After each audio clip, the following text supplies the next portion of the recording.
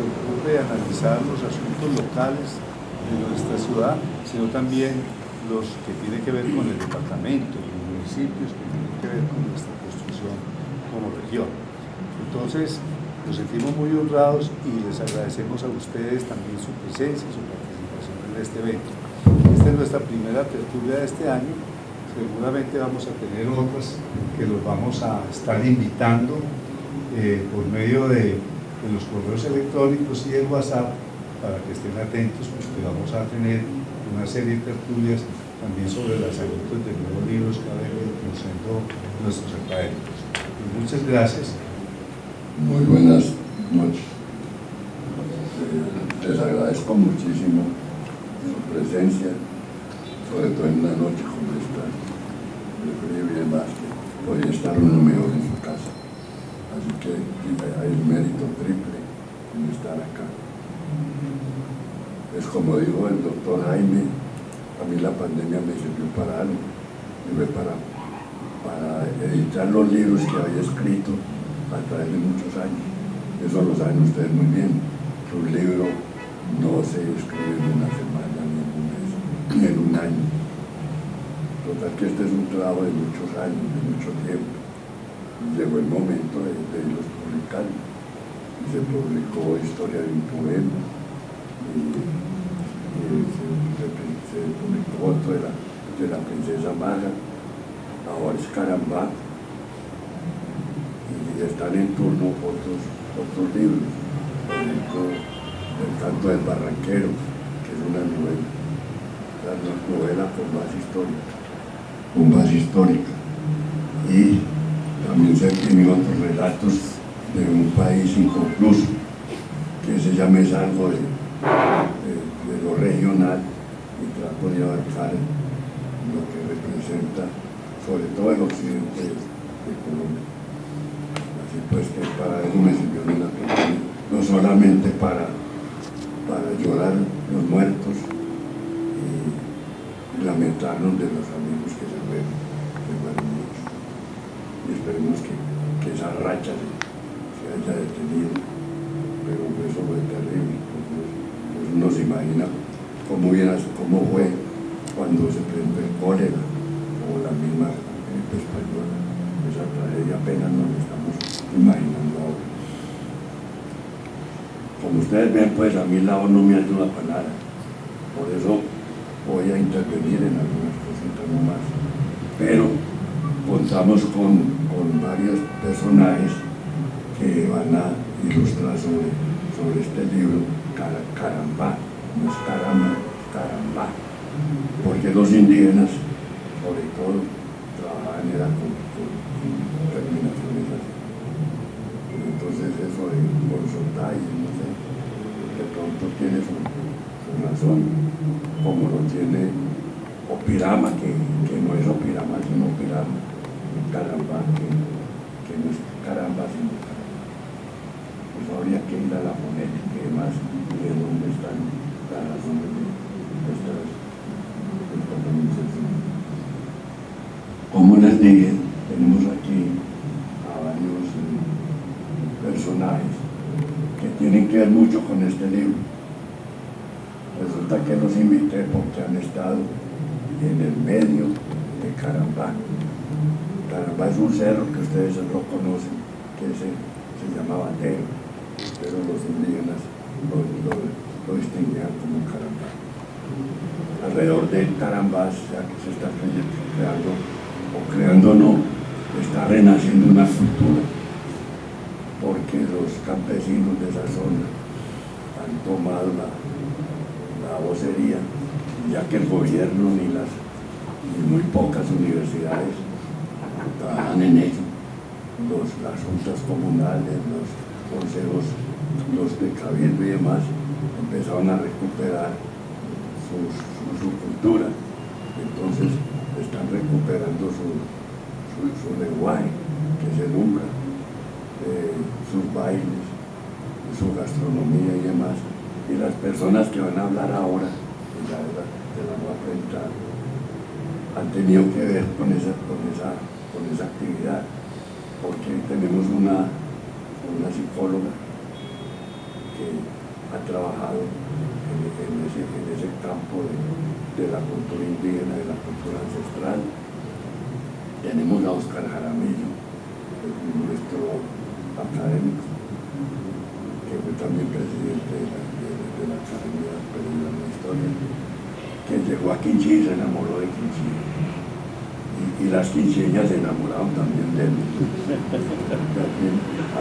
Hasta un monito y verde por allá, pero no es como muy común. Y entonces estuvo en varias actividades culturales y en varias actividades artísticas y empezó a conocer lo que representa, lo que está representando toda esa cultura para las nuevas generaciones de Quinchía. Porque ahí hay un caso muy especial, y es que cuando esto estuvo en manos, toda esta zona estuvo en manos manizaleñas, la parte caucana, pues se miraba con desdén. A los quinchieños y riosuceños los llamaron los patianchos, y los quinchieños peor, porque además de patianchos eran protestantes y liberales y pobres. Imagínense, pues las tenían todas en contra, pero ahora se han dado cuenta que eso que en un momento fue una desventaja, para ellos es una señal de identidad y se sienten orgullosos de ser quinchieños y de ser patianchos. Así que empecemos con Eliana. Entonces tiene la palabra.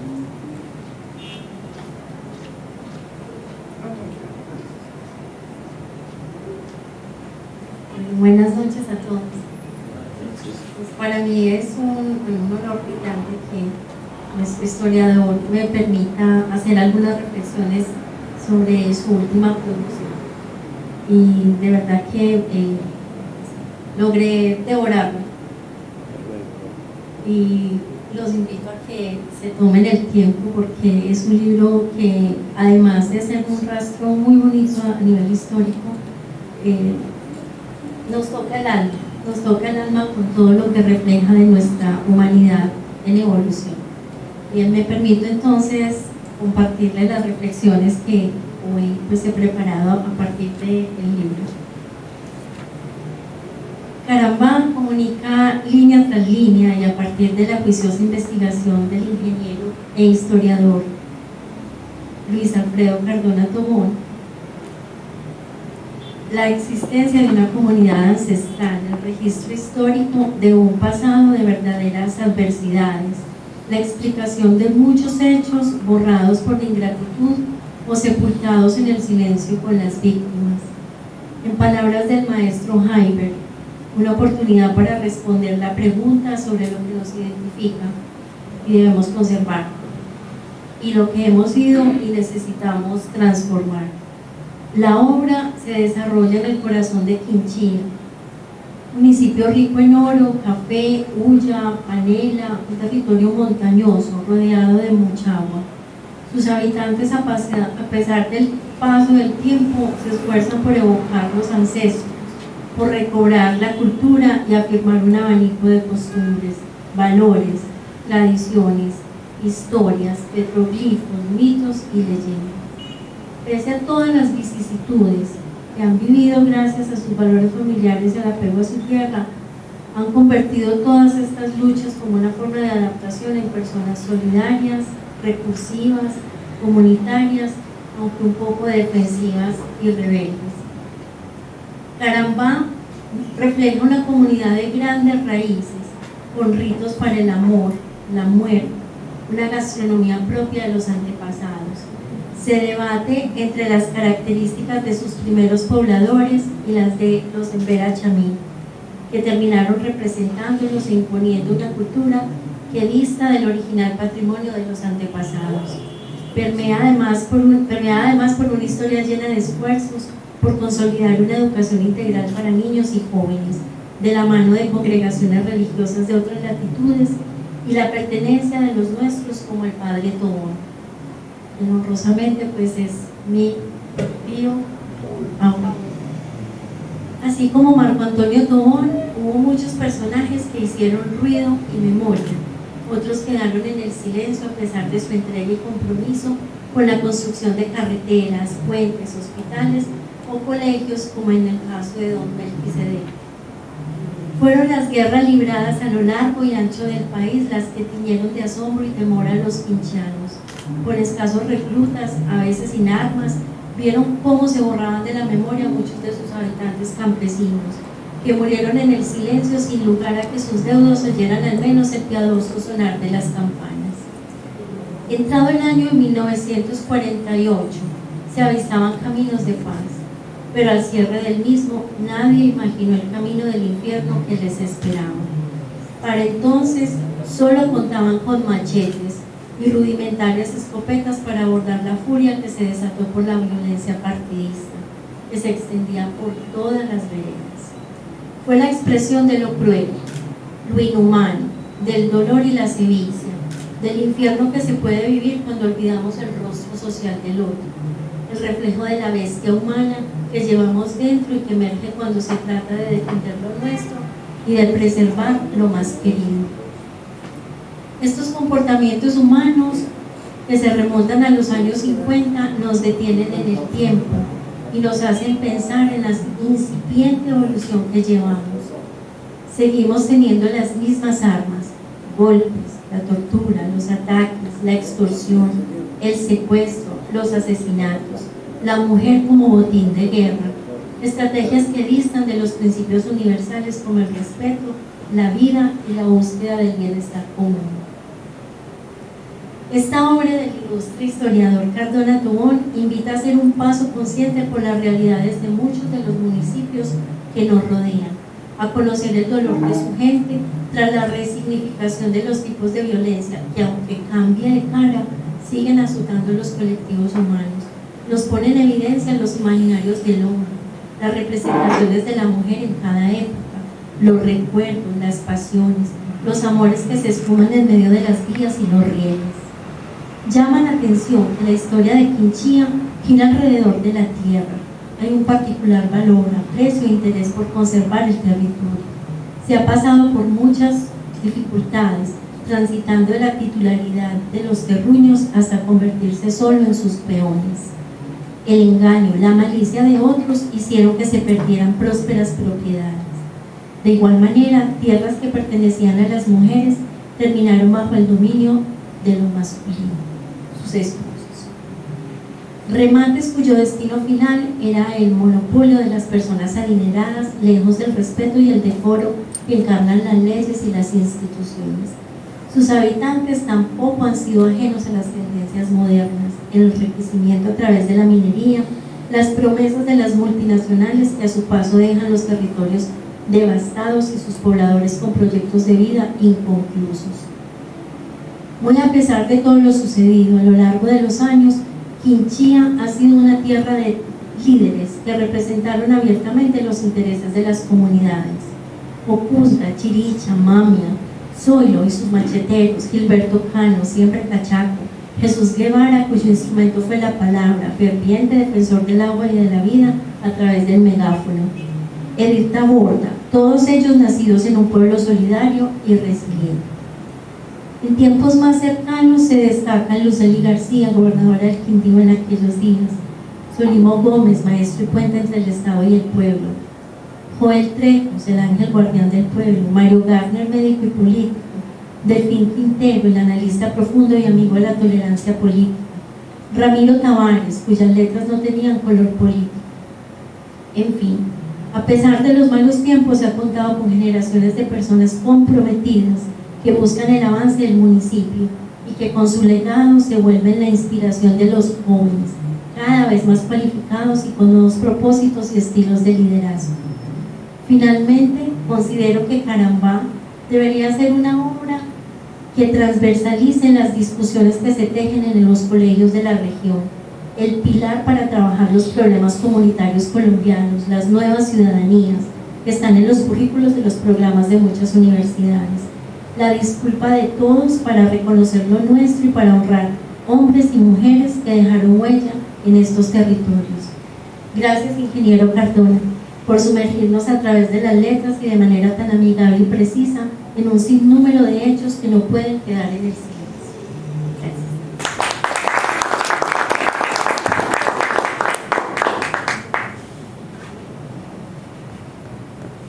Bueno, como vemos, la historia de Quinchía se presta para la reflexión. Una comunidad que se sobrepuso a todas las adversidades y que salió adelante como ninguna otra comunidad, con unas características muy claras. Que aquí se habla de la colonización antioqueña como colonización, como poblamiento. En Quinchía la consideran como una invasión. Y esa zona, Guática, Quinchía, realmente fue invadida por los antioqueños. Y la historia paisa en esa zona es una historia de rapiña, de aprovechamiento, como se traduce en Carambá, que toca estos caminos que no han recorrido muchos por temor o porque se creó una historia rosa que nadie se atrevió a desmitificar.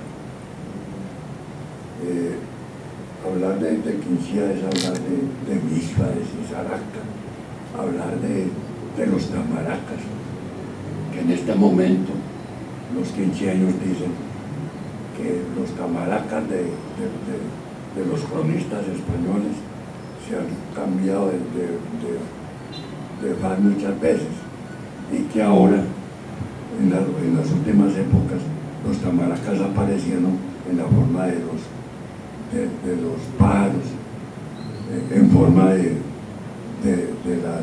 la policía chulavita, de los empresarios, de los negociantes de tierras, de las autodefensas, de las bandas criminales. Todos esos son los tamaracas que azotaron en los pueblos de Quinchía.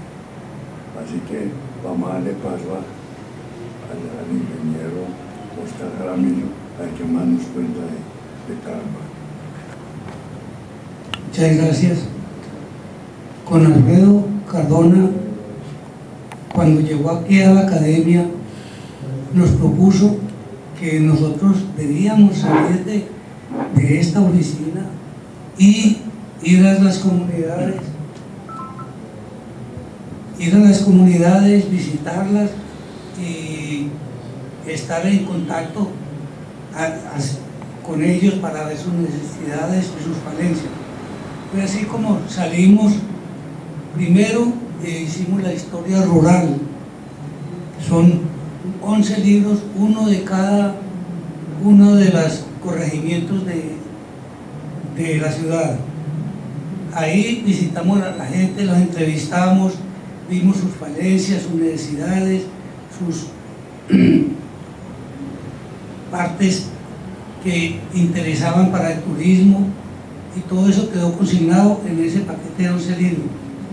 Después hicimos la historia barrial, visitamos barrios en la comuna de Lutún, en Kennedy, en la comuna Universidad, en Cuba, en el Poblado. Hicimos esa historia entrevistando a todos estos personajes, y con Alfredo también nos desplazamos a Quinchía, como les cuento ahora, y allá estuvimos en el resguardo de la escopetera Pirsa.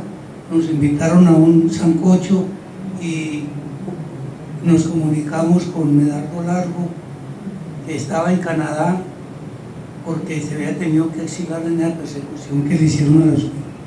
Entonces con Alfredo hemos estado, y con Edith por supuesto, visitando todas estas comunidades y haciendo todo lo posible por que pongamos esta lengua umbra se trate de conservar, porque no quedan sino 37 personas que la hablan y tiende a desaparecer.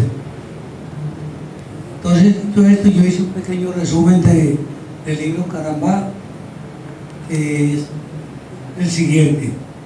Carambá, historia de Quinchía.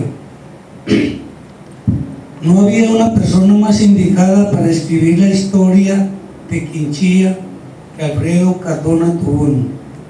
Durante 25 años estuvo recolectando datos, siempre apoyado por su esposa Edith, que sin su asistencia jamás hubiéramos visto la aparición de este libro.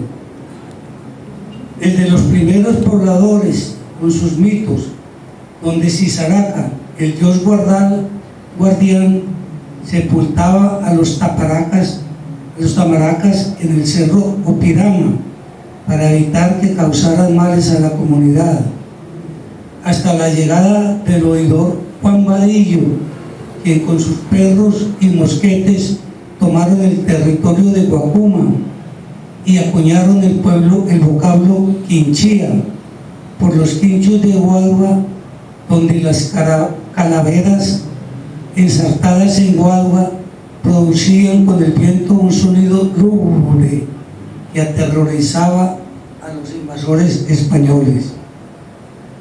La población, con la llegada de los antioqueños, se amalgamó en un mestizaje dedicados a la minería, agricultura, alfarería y cría de cerdos. Quinchía quedó en el centro de las disputas políticas de los estados soberanos de Antioquia y el Cauca. Otto Morales Benítez quiso acabar con el resguardo liberal de Quinchía para apoderarse de las tierras fértiles del río Cauca. En el siglo XXI, los campesinos han querido integrarse a través del resguardo Escopetera Pirsa. El mestizaje, las enfermedades y las iglesias cristianas han arrinconado las culturas ancestrales.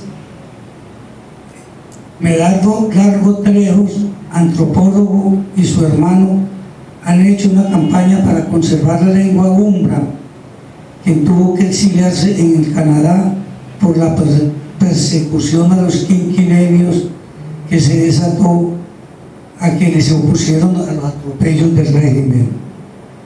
Con la llegada de los antioqueños provenientes de Sonsonia de Jorral, se inició la minería y los cultivos de maíz, frijol y plátano.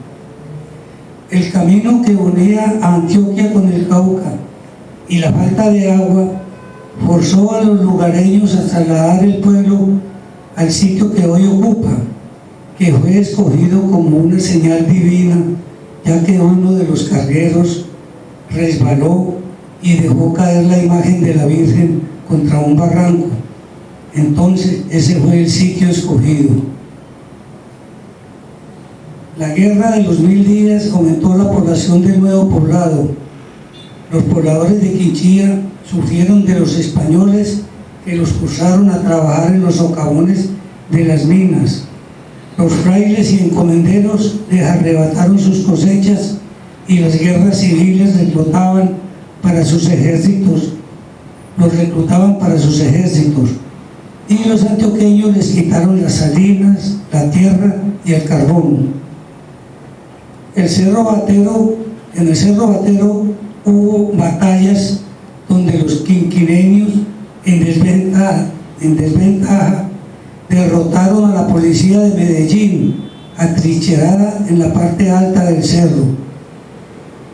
Desde el final de la guerra de los 1000 días hasta la muerte de Gaitán, hubo una paz temporal en Quinchía. Ante la llegada de los chulavitas y los pájaros del valle, Quinchía sufrió el horror la noche en que incomunicaron al pueblo y dinamitaron los portones en una noche oscura, ya que habían cortado la electricidad, algo parecido a lo que ocurrió en Pasto con la Navidad Negra. Ante esta barbarie se formaron las autodefensas campesinas. Aquí aparecen personajes como Pedro Brincos, la aviadora y el capitán Venganza, Mercado Trejos Ladino. Después de la violencia de liberales y conservadores, apareció el narcotráfico con sus extorsiones y la violencia contra un pueblo que había sufrido todo tipo de violencias. La historia de Quinchía gira en función de la tierra. No hay grandes latifundios, pequeñas parcelas, y los campesinos para subsistir cogen café y hacen de hierbas. El gobierno impulsó la Asociación Nacional de Usuarios Campesinos, ANUC, en 1972. Entre 1970 y 1990 surgieron 39 cooperativas. Se asociaron cafeteros, cultivadores de aguacate, frutas y cacaos. En 1984, la minería aportaba el 70% del oro extraído en Risaralda. Quinchía hoy es uno de los pueblos más ecológicos del departamento. Protege sus cerros tutelares, el Parque Municipal Cerro Govia, por lo que en 1985 el gobierno departamental lo elogió como el municipio más bello. El municipio cuenta con observaciones de ilustres viajeros como Juan Boschingol, Alfred Hetter, Juan Manuel Restrepo, el judío Walter Levinsky, no creo que sea familiar del conocido de Mónica, y el ingeniero Kirkpatrick, entre otros. El talante de las mujeres de Quinchía fue el que logró que este atormentado pueblo y sus penurias sobreviviera, mientras los hombres se alejaban a sus guerras o se metían al monte huyendo de esa violencia que se ensañó contra este pueblo liberal y radical. Este libro no hubiera aparecido sin la motivación de esa quinquineya por adopción, Edith Angélica Bustos Cremor, de quien tuve el valor de conocer y compartir. Muchas gracias.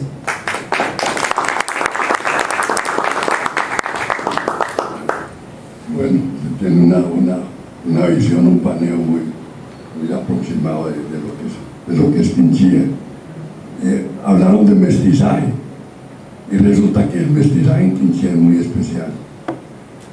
Uno de los ancestros míos, tío, era un padrón de Quinchía, era un señor alto, bien parecido, y los indígenas, los viejitos de resguardo, le llaman las muchachitas para que les mejorara la raza.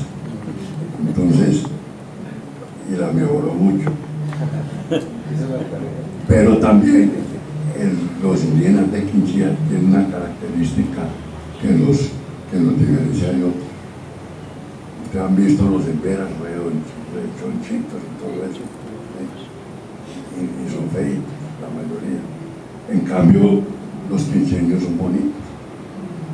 Y los cronistas españoles hablaban de mujeres de buen parecer. Y esas mujeres de buen parecer fueron las que se unieron con los españoles, y ahí viene mucha gente. Porque aquí no importaron mujeres españolas, sino que fueron indígenas, y las de Quinchía pues eran muy solicitadas porque eran bonitas. Luego llegaron los antioqueños del oriente, medio monos, y ahí entonces tenemos otro mestizaje con los quinchieños. Entonces los quinchieños ve uno en los campos y ve campesinos muy claros y claritos de piel, y es porque vienen todos mestizajes atrás. Así que Quinchía pues tiene la particularidad respecto a los demás etnias indígenas de la zona. Ahora seguimos con otro resumen. Ese lo hice yo, pero como estoy cortico de voz, se lo dejé a Eduardo para que lo leyera. Así que buenas noches, no me salve. Van a jugar.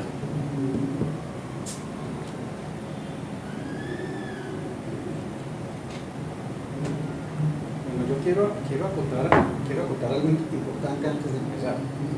Lo escucho todos los días pronunciar nombres muy extraños. Para ustedes son muy normales, incluso crecí con ellos, todavía me equivoco. así que me disculpan si cualquier problema tengo aquí. Bueno, entonces arrancamos con presentación de Carambá. Carambá es la historia de Quinchía, un municipio de Risaralda diferente a otros por sus raíces, su cultura y por sus conflictos sociales que han agitado sus comunidades. Carambá es una palabra de la lengua umbra que identifica a uno de sus cerros tutelares y que la leyenda señala como el centro de su cosmogonía, pues en las creencias nativas fue el Olimpo de Sisaraca, el dios padre de la creación, y de Michua, la señora del valor y de la guerra, que protegía a su pueblo de los enemigos. Carambá fue el centro del bien, mientras en otro confín del territorio umbra estaba el cerro Pirama, en cuya entraña estaban confinados los tamaracas o genios del mal, que convertidos en langosta, granizo, enfermedad y muerte, asolaban a las tribus de Tapascos y Guaqueramares. Las leyendas persisten en los petroglifos y las huellas estampadas en las riberas de los ríos y quebradas. En tiempos nuevos, los recién llegados cambiaron el nombre de Cerro Carambá por el de Cerro Batero, y Sisaraca y Michua fueron reemplazados por creencias cristianas, en tanto los tamaracas tomaron nuevas formas para afligir a los quinchieños, como los pájaros o los chulavitas, o como bandidos de autodefensas latifundistas o empresarios que robaron o se apoderaron de la sal, el oro y las tierras de los nativos. Carambá es un recorrido por territorio umbra de la mano de sus líderes, sus personajes notables y un pueblo resistente con capacidad de renovarse y fortalecerse para salir adelante en las adversidades. El nombre de Quinchía aparece cuando, cerca del cerro Carambá, el cacique Chiricha se enfrenta a los coraceros del conquistador Vadillo. Los quinchos de guadua rematados por calaveras refuerzan las posiciones indígenas y los españoles llaman a Quinchía a la aldea. En 1542, los frailes franciscanos establecieron la misión de Nuestra Señora de la Candelaria de Quinchía, y en su vecindad los umbaras levantan un caserío con el nombre de Quinchía, que perduró hasta 1888, cuando por falta de agua y de caminos, los vecinos lo trasladan al sitio del moderno Quinchía. Aquí mi padre quiere hacer una aportación. No, ya lo dijo Oscar, que esa fundación la determinó ese traslado más bien lo determinó la Virgen Inmaculada. Como no se ponían de acuerdo, agarraron la imagen, unos cargueros, y empezaron a recorrer todos los caminos de Quinchía para que la Virgen les indicara dónde iban a trasladar el pueblo. Voltearon y voltearon y voltearon, y la Virgen no daba ninguna señal, hasta que de pronto en un sitio seco se resbaló uno de los cargueros. La Virgen se fue de bruces y dijo: esta es, aquí es donde vamos a juntar a Quinchía. Entonces ahí levantaron la iglesia, la que se quemó, y es el sitio del mundo. Quinchía Viejo fue uno de los pueblos de la sal junto con Mápura y Opirama, tres aldeas que con Guática constituyen las fundaciones umbras de mayor antigüedad en su territorio. En Carambá, o historia de Quinchía, se recuerda al cacique Ojusca al frente del alzamiento indígena contra Jorge Robledo y su sacrificio en las riberas del Cauca, a Cananao en la campaña contra los armados, y los Paucuras en alianza con los españoles, a Capirotama y a los caciques Ocupirama y a Itamar. Son recuerdos de los guerreros ancestrales que reviven con su valor y su coraje. Quinchía en la gobernación de Popayán. Quinchía hizo parte de la provincia de Popayán durante la época colonial y parte del Estado soberano del Cauca durante la República. En medio de un mar conservador, los quinchieños constituyeron la cabeza de puente del radicalismo liberal caucano. El capitán Guillermo Vinasco fue el jefe de las guerrillas mosqueristas en la guerra de 1860, y sus macheteros, bajo el mando del capitán Zoilo Bermúdez, decidieron el triunfo liberal en el combate del Cerro Batero en marzo de 1876. En la Guerra de los 1000 días, tropas quinchieñas hicieron frente a las fuerzas combinadas de Salamina y Cartago, y al terminar el conflicto, una columna quinchieña había ocupado parte del Chocó y avanzando hacia el istmo. Con el triunfo conservador en 1885, Quinchía cayó en desgracia. El el régimen conservador lo rebajó a corregimiento y con la llegada de los antioqueños el resguardo indígena perdió salinas, la hulla y la explotación de vetas auríferas. En tiempos de Caldas.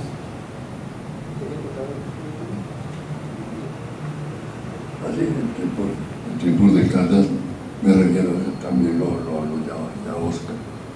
En tiempos de Caldas se hace un recuerdo ingrato, porque cuando se formó Caldas, los dirigentes manizaleños pues prepararon muy poquitas bolas a los municipios caucanos, a los que habían pertenecido al Cauca. Así que Quinchía estaba entre los municipios caucanos y fue uno de los últimos que montaron carretera, fue de los últimos que tuvo acueducto. También era un municipio totalmente abandonado. Así que el paso de Caldas a Risaralda fue una bendición para Quinchía, que por primera vez tuvo funcionarios en la gobernación y por primera vez tuvo profesionales en puestos importantes, cosa que se perdió ya, sobre en un principio, porque ahora la gente de Quinchía la representa la gente de Dos Quebradas. Quinchía no tiene participación ninguna en los destinos de Risaralda. Es una lástima, porque Quinchía siempre estuvo representada por el Arena, por ejemplo los rioseños en tiempo de Caldas, y ahora, como les digo, hermanos de la gente de Dos Quebradas y del barrio Puro. Con los votos de Quinchía, los líderes riosuceños llegaron a la Asamblea y al Senado. Poco quedó debiendo el municipio al departamento de Caldas durante el tiempo que estuvo bajo la administración manizaleña. A mediados del pasado siglo, los pájaros y los chulavitas, bajo la mirada cómplice de las autoridades conservadoras, asolaron los campos quinchieños. Surgieron entonces bandas de autodefensa campesina y apareció Medardo Largo, alias el Capitán Venganza. Centenares de campesinos tomaron las armas y establecieron una zona autónoma que hizo frente a las autoridades. Neutralizado Venganza, aparecieron las FARC, el ELN, las autodefensas y bandas criminales que llenaron de luto la tierra de Carambao. El libro se refiere a todas esas violencias y también a la cultura, el turismo, los atractivos de la región, su gente que por fin parece le están dejando vivir en paz. Completado.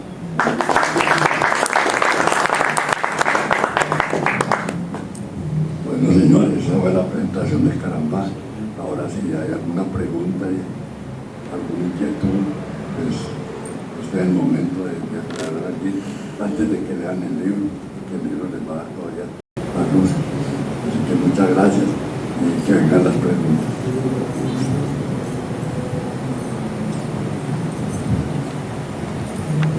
¿Alguien quiere?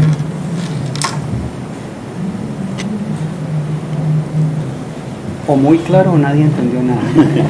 Perdón. Yo quería hacer una pregunta que me parece pues importante como para los que están trabajando el tema de historias locales regionales, y es sobre las fuentes. Si nos puedes hablar cuáles son los temas importantes, cómo escribir los archivos, las dificultades para conseguir esa información. Me parece pues que muchas veces no miramos ese aspecto del investigador y creo que es importantísimo. Sí, uno de mis pecados es ese, de no relacionar las fuentes, porque generalmente lo que escribo le doy un cariz como anecdótico o pues más liviano. No pienso, no he pensado trabajar académicamente, sino de una manera coloquial para llegarle a la gente. Pero sí, esto tiene sus fuentes, donde se averiguaron todo esto. Primero la tradición oral, básica. Allá en Quinchía no hubo cronistas, no hubo periodistas. ¿Quién era el que recordaba todo esto? Pues el abuelito, el bisabuelito, que le contaba a sus hijos. Yo me tomé ese trabajo muchos años, de ir de vereda en vereda, la aldeíta, que Quinchía tiene muchas, y entonces recogí todo lo que fue de tradición, ¿sí? Porque cuando en la primera visita que hice yo con ella a Quinchía, preguntamos por la historia de Quinchía y me dijeron: aquí esto no tiene historia, Quinchía no historia, no tiene historia. Esto es una comunidad de indígenas que no tienen historia. Yo me acordé de mi abuelito Germán, que mi abuelito Germán se reunía con la cuerda, con sus veteranos, a hablar de las guerras. Ellos fueron veteranos de la guerra de los 1000 días. Y un muchachito muy inquieto oía todo eso, en parte por la historia, en parte porque me da pintadito con pan de queso, me tenía listo. Total que muchas cosas que se han descubierto en todos estos años vienen de mi abuelo, vienen de mi papá, que fue un jefe liberal a la capitalista. Ahí viene esto. Y en los archivos, ¿cuáles archivos? El archivo municipal de Quinchía, el archivo de Anserma, el archivo de Río Sucio, el archivo de Chorro, el archivo de Popayán. Ahí vienen las fuentes, ¿sí? Por ejemplo, de las batallas, de Batero y demás. Algo también se consiguió con los cronistas españoles. Si Saraca no es invento mío, los cronistas españoles lo mencionan más de una vez. Lo mismo que los Tamaracas, tampoco es invento mío, pero dicho así puede ser un invento no mío, sino de la comunidad, porque es que las comunidades van inventando las leyendas a medida que las necesitan. Y Quinchía necesitaba reivindicar a la mujer y necesitaba mostrar el valor de sus mujeres, y se inventaron a Nicho. Y Nicho hace que el corazón de los quinchieños, y así. Entonces es una historia no muy ecléctica, porque viene un poquito o un pocote de la historia académica, pero se hizo con lo que se tenía, que era eso, la tradición y la leyenda. La relación de los pinchos, donde tenían las guaduas con los cráneos que ondulaban con el viento, que suena muy macundiano, lo menciona Zarzuela, el cronista español, y Fray Pedro Simón también menciona mucho sobre los cultivos que encontró. Alfredo, yo lo felicito por el libro. Yo soy conocedor del cariño que usted le tiene a los miembros de la Iglesia Católica, a los sacerdotes, a los curas. Y él es padre bueno. Estoy acordando de un santo. Y cuando uno se mete en la historia de esos pueblos, ahora hablamos de la historia de Argelia, contar la historia de Argelia, sabemos de que hubo unos curitas que estuvieron del lado de los bandoleros propugnando por el homicidio de los liberales, de la población liberal. Yo no sé si en el libro hagas alguna mención al respecto, pero sí me gustaría saber qué pasó o qué concepto jugó el párroco de Quinchía en esos oscuros años de la violencia de los 50. Ahí está pintada la historia de la Iglesia y la historia del Estado, el mínimo, pero ahí está toda. Allá hubo un enfrentamiento pero total entre las comunidades y los sacerdotes, porque los sacerdotes eran la punta de lanza de la colonización antioqueña, y los primeros que entraban eran los sacerdotes, y después los primos de los sacerdotes, los sobrinos y los demás, y iban abriendo campo. Entonces en Quinchía, que se dieron cuenta que las tierras estaban quedando en manos de la gente de la iglesia, de los sacerdotes del Pueblo Nuevo, les hicieron el quite. Entonces hubo un rechazo total Y por eso el protestantismo del campesinado de Quinchía. El campesinado de Quinchía es el protestante. Y los enfrentamientos allá hubo un curita que se opuso a que abrieran la carretera. Y la razón era que eso se iba a llenar de choferes y de cadeneros y que iban a embarazar a todas las muchachas de Quinchía. Entonces casi que no es en la carretera por eso. Otra vez en la violencia, en una misa mayor, cerraron las puertas y el curita, el párroco de ese entonces, les hizo prometer que iban a ir contra el capitán Venganza y que iban a ir contra las bandas criminales que en realidad no eran tan criminales, en unas autodefensas que sin ellas hubieran acabado con la mayor parte de la gente que existía. Notar que haya sido un enfrentamiento. Otra pregunta. Esto me recuerda cuando fuimos invitados, Alfredo y yo, a Medellín, por la Academia Antioqueña, sobre la colonización antioqueña. Y Alfredo mostró toda esta parte tan distinta al estilo Pearson, que para ellos era una odisea lo que se hizo, y toda esa colonización fue frutos positivos en todo aspecto. Y cuando Alfredo le mostró todo esto de atropello y toda esta cantidad de cosas, porque hubo 2 emigraciones de antioqueños, los que salieron de Sonsona de Gorral, que eran con más capital, más prudentes, y los que salieron del suroeste antioqueño, de Jericó y de esa zona, que eran más agresivos y llegaron despojando y apoyados a punta de lanza con los curas, y esa gente no tenía versión de esto, y allá se formó una controversia que se quedaron totalmente aterrados con lo que se expuso, y cambió el modo de parecer de ese concepto que tenían los antioqueños de que eso había sido una maravilla. Hay otra pregunta, Alfredo.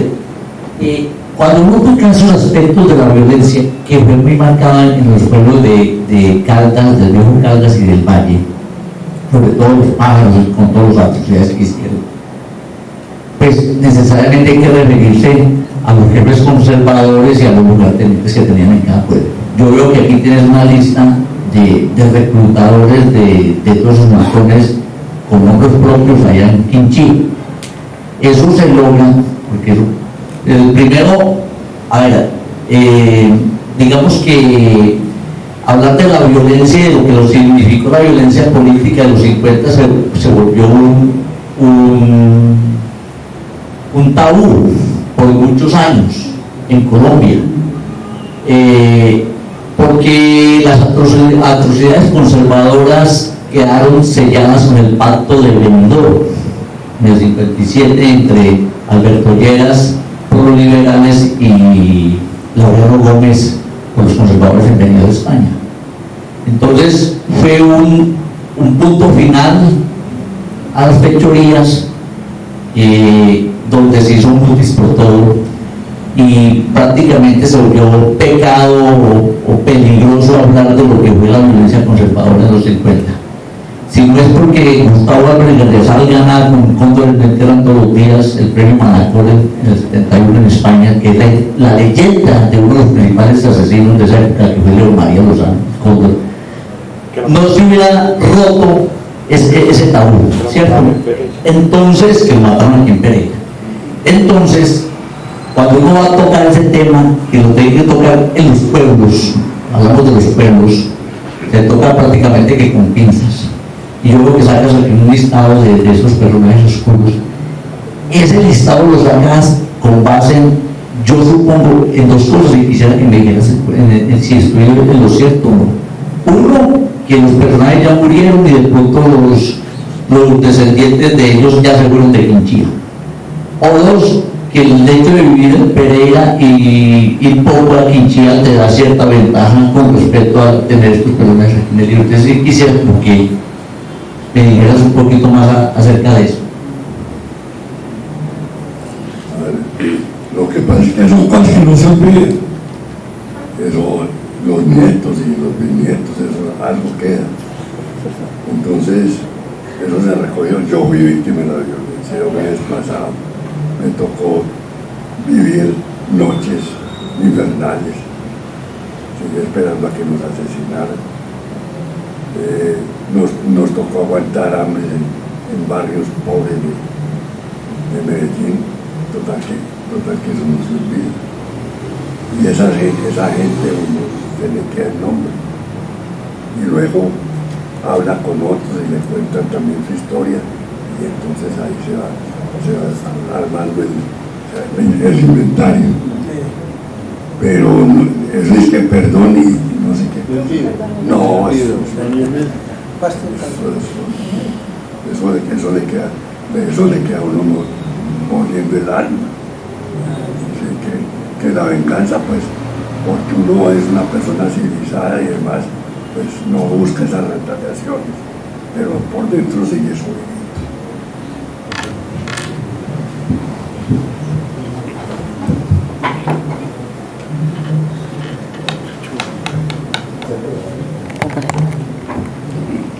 Gracias, buenas noches.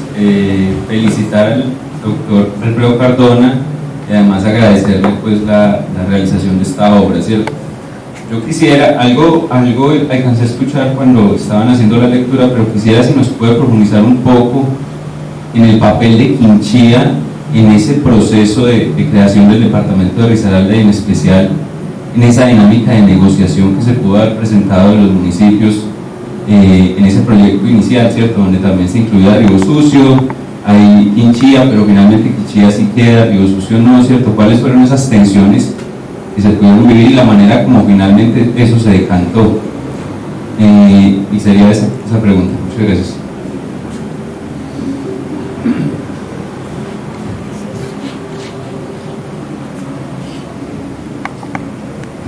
Nosotros tenemos que tener en cuenta que lo de Risaralda no fue una gesta cívica, sino una gesta política, que la repartición se hizo hoy por conveniencia política, y que los municipios, sí, exacto, y los municipios pues están alineados por conveniencia. Por ejemplo, los quincheños siempre fueron amantes de Caldas, porque les convenía Caldas, cuando, como les dije, Caldas no les daba nada.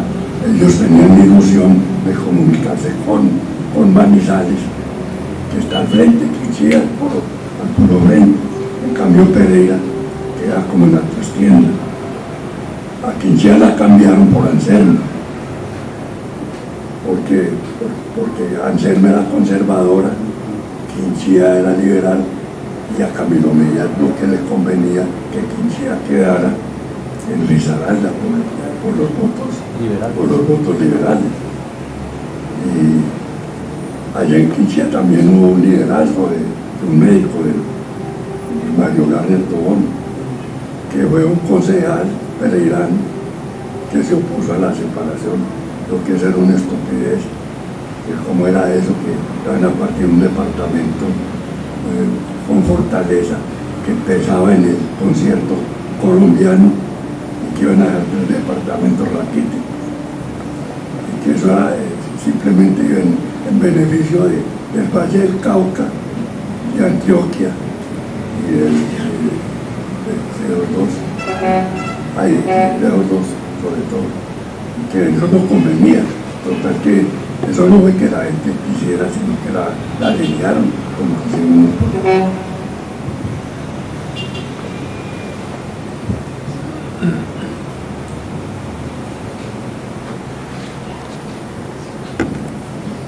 Sí, buenas noches.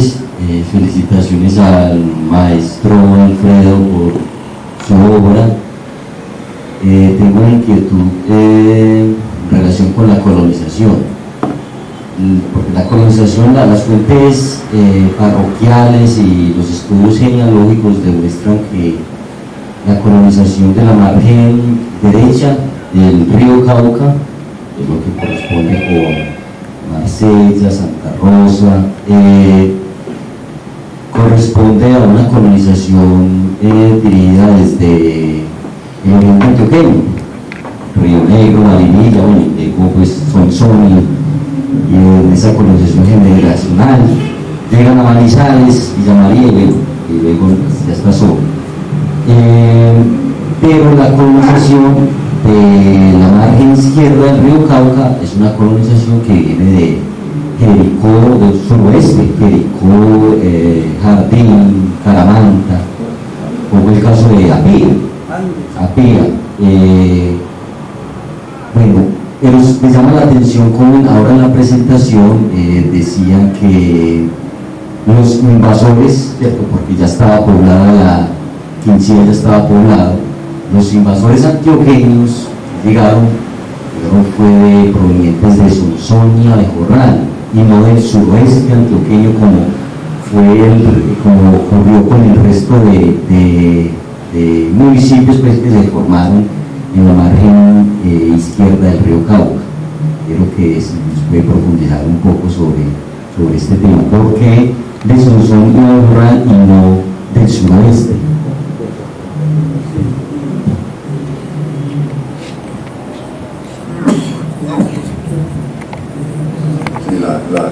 La banda occidental del viejo Caldas, ¿sí?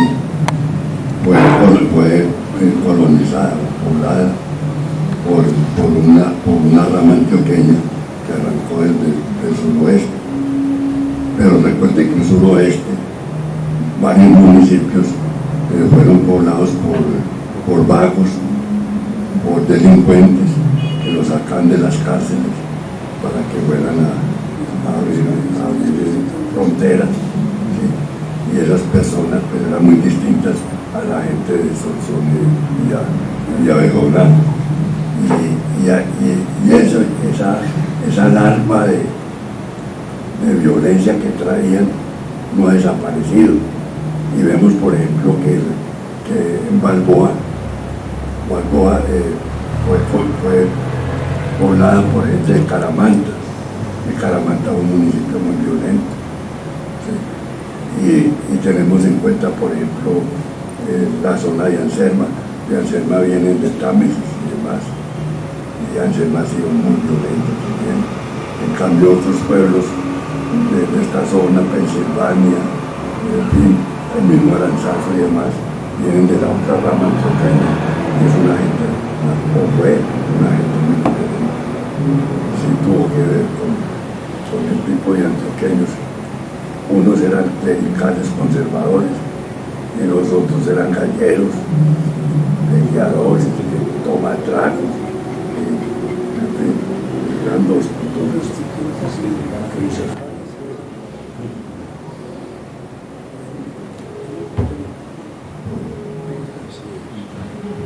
Bueno, muchas gracias. Yo quiero ante todo felicitar a don Alfredo, además agradecerle mucho y a todos los invitados por esta presentación, por el lanzamiento de este libro, que me parece a mí que es muy importante, muy interesante también, porque sobre la colonización antioqueña en particular me parece a mí que se ha venido en los últimos años haciendo toda una determinación, porque con la teoría pues, de Paz se consideraba que era un modelo que explicaba todos los fenómenos de colonización, y muchos, incluso a la fuerza, trataban de mirar las historias locales desde esa perspectiva general. Lo que estamos encontrando es que hay diferencias en cada municipio, que la colonización no fue única, que tiene muchas razones, muchas formas, incluso que eso también lo podemos encontrar con Pereira, que ella también tiene sus particularidades que no encajan dentro de ese modelo, pero así podríamos revisar cada uno de los municipios. Me parece que esto es un aporte de esa perspectiva también para entender mejor ese fenómeno, pero también otros fenómenos como la violencia, en fin. Y también las relaciones entre las comunidades indígenas y las comunidades mestizas, porque tampoco eran pues comunidades blancas. Entonces, a mí me parece que hay todo un tipo de análisis que me parece muy interesante, y por eso nos enorgullecemos mucho de la academia de poder presentar esta obra tan importante y tan interesante. Perdón, lo último, ya 2 minutos. Lo que no toqué y se me olvidó, y eso no se debe pasar, es que los umbras han estado desapareciendo, pero no por antioqueños ni demás, sino por los emberas, que los emberas han estado ocupando toda la zona de los umbras, y tomaron la personería y la cultura y la plata. La plata no le está llegando a las comunidades umbras, le está llegando a los emberas, que son recién llegados. Los emberas apenas vinieron por aquí en los años 30, empezaron a llegar. Gente nueva, con una cultura muy diferente a la umbra. Muy buena esa foto. Bien, muchas gracias. Bueno, entonces ya... Invitación para la sala general. Sí, queremos invitar, la academia va a seguir reuniéndose cada 15 días para hacer las tertulias, vamos a continuar haciéndolas en esta sede, de pronto algunas otras actividades las vamos a continuar realizando por medio de la biblioteca también, en una alianza que tenemos, y les estaremos pues comunicando a todos por medio del correo que nos dejaron las invitaciones. Para los académicos entonces también queremos invitarlos a una reunión de sala general que tendremos el 14. Esa reunión es muy importante porque la academia debe revisar muchos de sus actividades actuales, de sus condiciones económicas, financieras, de sus posibilidades de desarrollo y muchas otras actividades que podemos realizar en el escenario cultural de Pereira. Entonces, a todos los académicos los invitamos muy especialmente a que nos acompañen el 14 en una reunión presencial que vamos a hacer en esta sede también a las 6:15 de la tarde. Entonces, a todos ustedes, muchas gracias por su asistencia.